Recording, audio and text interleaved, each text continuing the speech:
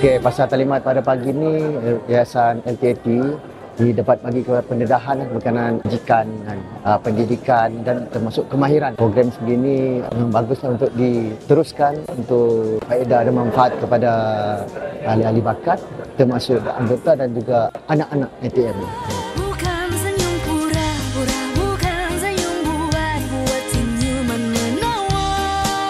Baik, sepanjang penerangan yang telah disampaikan sebentar tadi berkenaan dengan Yayasan LTAT, alhamdulillah banyak input-input yang kami terima. Itu yang menarik minat saya adalah penyerahan e-elektronik iaitu komputer bagi anak-anak yang mengambil SPM, dan saya percaya peralatan tersebut menjadi alat bantu anak-anak untuk belajar dengan lebih berkesan.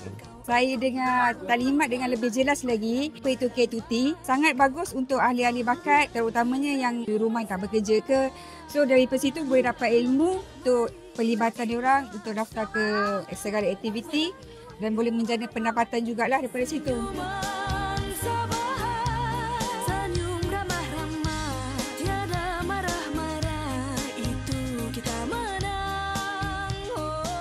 Sangat bagus.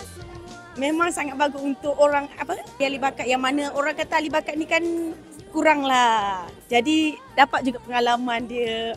Kalau boleh saya suka khususnya jenis masak, orang kata menjahit, bidang-bidang macam tu lah. Kalau harapan saya dapat belajar khusus ni, bolehlah kita buka kedai ke apa ke.